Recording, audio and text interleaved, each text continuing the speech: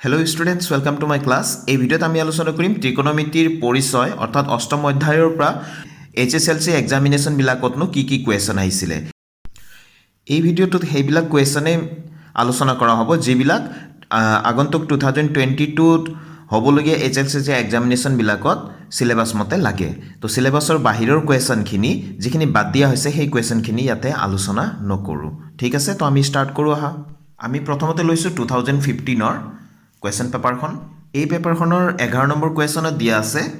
1 plus tan square theta by 1 plus cot square theta মান hobo. Year option to A B C D এনেকে দিয়া আছে এটো কিতাপৰে question হয় D option to শুদ্ধ tan square theta যেটো আছে এটো শুদ্ধ option. Question number 16 ত দিয়া আছে মান নিৰ্ণয় কৰা 5 cos square 60 degree plus 4 sec square 30 degree minus tan square 45 degree by sin square 30 degree plus cos square 30 degree 2 marks কাৰণে আমি কৰো আহা তো স্টুডেন্টস আমি কোৱেশ্চনটো পাতি লম তাৰ পিছত আমি টেবুলখন নিশ্চয় তোমালোকৰ মনত আছে মানবিলাকৰ আমি পাতিব লাগিব সেই হিচাপে হৰত প্ৰথমতে পাতিছো sin 30 মানে আমি জানো হাফ তো স্কয়াৰ আছে কাৰণে আমি স্কয়াৰ দিম প্লাস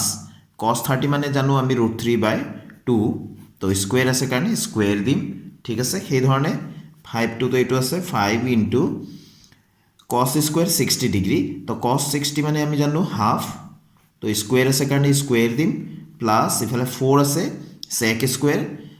30 degree তো sec 30 মানে আমি জানো 2/√3 তো আমি লিখিম 2/√3 আৰু স্কয়াৰ আছে কাৰণে স্কয়াৰ দিম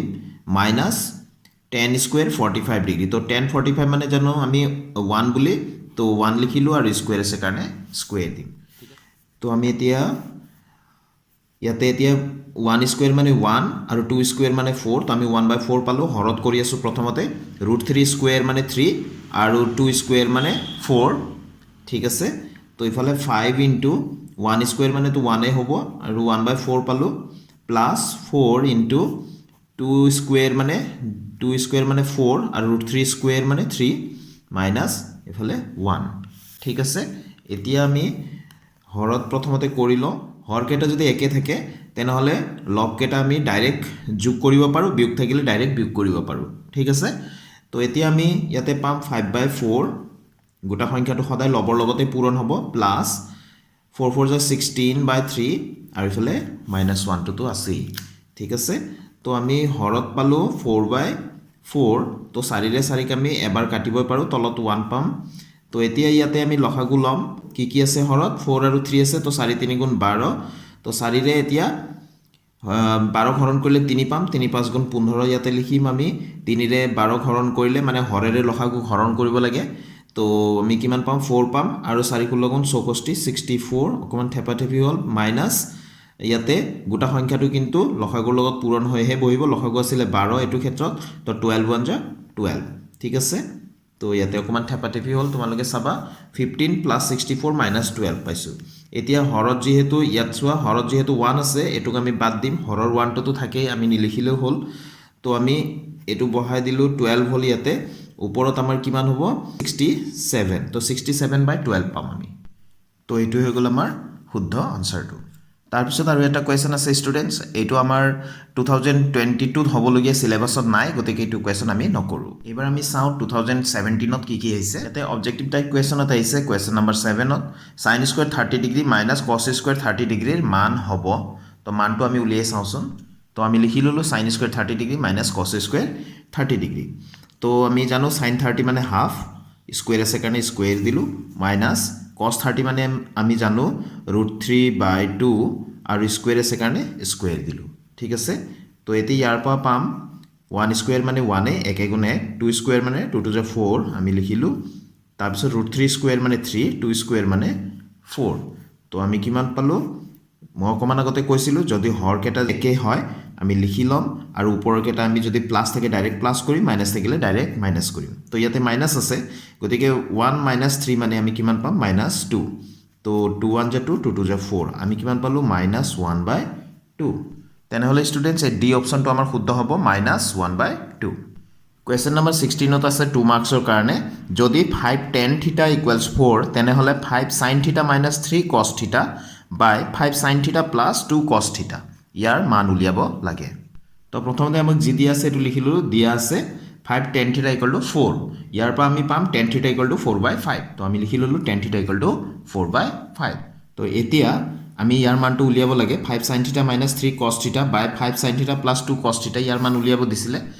তো লব আৰু হৰ দুইটাতে আমি cos θ দি আমি হৰণ কৰিম তো এসো আমি লিখি দিলো তাৰমানে আমি যিকোনো ভগ্নাংশৰে হৰ আৰু লবত একেটা মানেৰে আমি পূৰণ কৰিব পাৰো হৰণো কৰিব পাৰো এতিয়া এইখিনিৰ পৰা ওপৰত যিখিনি আছে মানে লবত যিখিনি আছে আমি প্ৰত্যেকটো পদতে এইটোৰে হৰণ কৰিম ঠিক আছে এটো মানে cos θ ৰে হৰণ কৰিম তো আমি কি পাম চাবা তো 5 টো আছে sin θ by cos θ মানে কি tan θ আমি ফৰ্মুলা জানো নিশ্চয় sin θ by cos θ মানে tan θ মাইনাস এইফালে 3 আছে ঠিক আছে cos θ কটা গল তা মানে তো 5 আকৌ লিখিলো 5 sin θ by cos θ মানে tan θ ঠিক আছে আৰু মাজৰ প্লাস আছে তো cos θ by cos θ টো ক্যান্সেল হ'ব 2 টো থাকিব ঠিক আছে এতে tan θ ৰ মানটো অকমান আগতে আমি ওপৰত পাইছিলো এসোৱা 4/5 এটো আমি পাতি দিম এতিয়া এয়া 5 tan θ মানে কি আছিল 4/5 minus 3 ইয়াতো তলতো আমি পাতিম 4/5 plus 2 হয়নে plus 2 আৰু minus 3 আছিল হেইবিলাক আমি জেনেকে আছে তেনেকৈ পাতি দিলু এতে a5 কটা গল a25 কটা গল তো কি থাকিলে ওপৰত 4 minus 3 মানে 1 থাকিলে আৰু ইফালে 4 plus 2 মানে কি থাকিলে 6 থাকিলে তো এটো হৈ গল আমাৰ শুদ্ধ আনসাৰটো ঠিক আছে এইখিনিতে আমি tan θ ৰ মান যে 4/5 পাতিলো ইয়াত আমি লিখি দিম যেহেতু tan θ equals 4/5 আছিলে হেকাৰণে tan θ ৰ ঠাইত আমি 4/5 পাতিছো তাৰ মানে আনেটা কোৱেশ্চন আছে কোৱেশ্চন নম্বৰ 17 ত প্ৰমাণ কৰা যে root of r ৰ ভিতৰত 1 plus sin θ by 1 minus sin θ plus root of r ৰ ভিতৰতে 1 minus sin θ by 1 plus sin θ equal to 2 sec θ এটো প্ৰমাণ কৰিব লাগে 2 মাৰ্কছৰ বাবে কোৱেশ্চনটো তো ষ্টুডেন্টস আমি বাওঁপক্ষ লেফট হ্যান্ড সাইড বুলি লিখি ললো যিখিনি দিয়া আছে যেহেতু আমি সোঁপক্ষৰ ফালে 2 sec θ আছে হেতু আমি প্ৰমাণ কৰিব লাগে এতিয়া ইয়াত আমি কি কৰিম চাবা দুটা ভাগত আছে ইয়াতে হয়নে এইখিনি এটা ভাগ এইটো ভাগত আমি কি কৰিম হৰ আৰু লব দুইটাতে আমি কি কৰিম 1 plus sin θ দি আমি পূৰণ কৰিম ঠিক আছে ইয়াত আমি কি কৰিম 1 minus sin θ ৰে হৰ আৰু লবত পূৰণ কৰিম তো এই ষ্টুডেন্টস চোৱা প্ৰথম ভাগত 1 plus sin θ by 1 minus sin θ আছিল যেনেকৈ আছিল তেনেকৈ লিখিলো হৰ আৰু লবত চোৱা 1 plus sin θ ৰে পূৰণ কৰি দিলো ইয়াতো চোৱা 1 minus sin θ by 1 plus sin θ আছিল যেনেকৈ আছে তেনেকৈ লিখি ললো হৰ আৰু লব দুইটাতে আমি কি কৰিলো 1 minus sin θ ৰে পূৰণ কৰি দিলো তো এটো কৰিলে আমাৰ কি হ'ব এতিয়া চাবা ইয়াতে কি হ'ব 1 plus sin θ এটো 1 plus sin θ তাৰ মানে 1 plus sin θ হোল স্কয়াৰ হৈ গল হয়নে তাৰ পিছত এটো কি চোৱা 1 minus sin θ 1 plus sin θ অৰ্থাৎ a plus b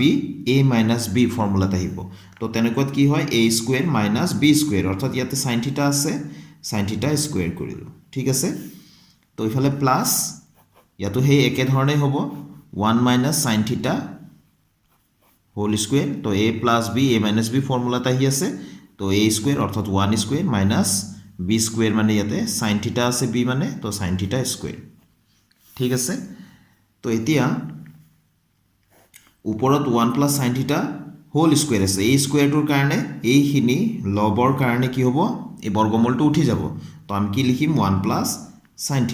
তো এটো কেৱল ইয়াৰ কাৰণে থাকি গল তো ইয়াতে কি হ'ব 1 স্কয়ার মানে 1 minus sin স্কয়ার θ তো ব্র্যাকেটটো উঠাই দিলে স্কয়ারটো সদায় সাইনৰ ওপৰতহে দিবা থিটাৰ ওপৰত কেতিয়াও নিদিবা ঠিক আছে তো ইয়াতো হে একে ধৰণে 1 minus sin θ টো হলেই তাৰ পিছত ৰুট ওভাৰটো ইয়াত থাকিব 1 minus sin স্কয়াৰ θ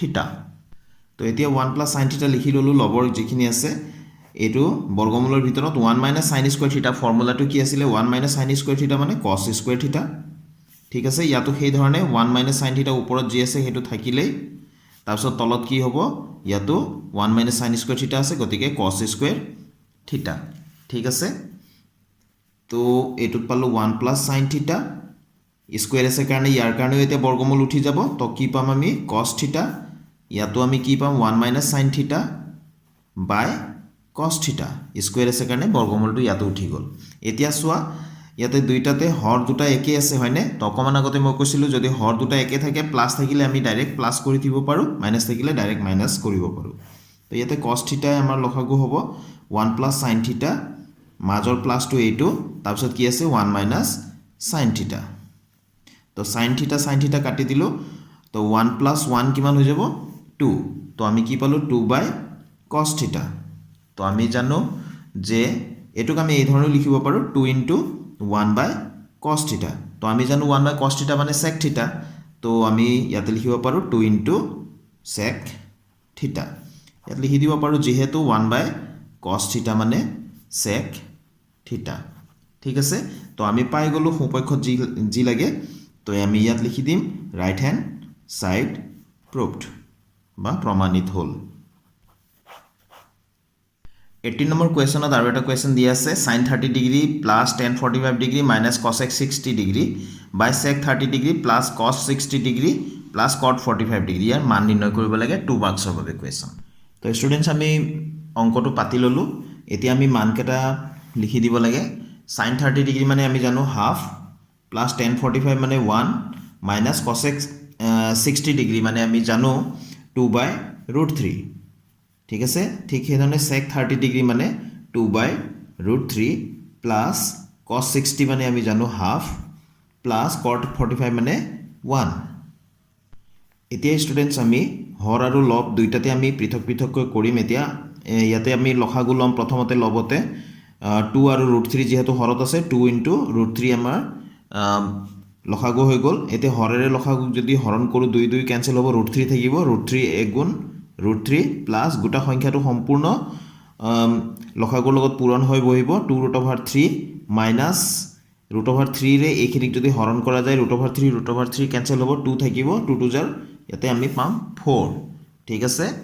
তো আমি সেই ধৰণে তলতো আমি কৰিম ইয়াতো 2√3 হ'ব তো √3 ৰে ইয়াক হৰণ কৰিলে √3 কেনসেল 2 2 জাৰ 4 প্লাছ 2 ৰে ইয়াক কৰিলে আমি কিমান পাম 2 কেনসেল হ'ল √3 আৰু 1 মাল্টিপ্লাই হ'লে √3 হ'ব প্লাছ ইফালে 1 এৰে সম্পূৰ্ণ পূৰণ কৰি লিখিম এতিয়া হৰ আৰু লবত সম্পূৰ্ণ এটা যদি ভগ্নাংশ হৈ যায় তেনেহলে তলে তলে যদি একে সমান থাকে তেনেহলে আমি কাটি দিব পাৰোঁ এই দুটো কাটি দিলো ঠিক আছে তো ওপৰত হৈ গ'ল √3 প্লাছ 2√3 মানে তিনিটা √3 হৈ গ'ল 3√3 হৈ গ'ল -4 আকৌ ইয়াতে 4 ঠিক আছে প্লাছ √3 আৰু দুটা √3 কিমান হৈ গ'ল তিনিটা √3 ঠিক আছে এতিয়া ইয়াক আমি এই ধৰণে লিখিব পাৰোঁ সুবিধাৰ কাৰণে 3√3 ওপৰটো লগত মিলাই +4 আৰু 3√3 -4 এটো আমি ইয়াত যেটো হৰত আছিল তাক অকমান হলনি কৰি লিখিলো যেহেতু 2 + 3 5 হয় 3 + 2 5 হয় সেইকাৰণে আমি হলনি যোগত আমি কৰিব পাৰো যোগ আৰু পূৰণত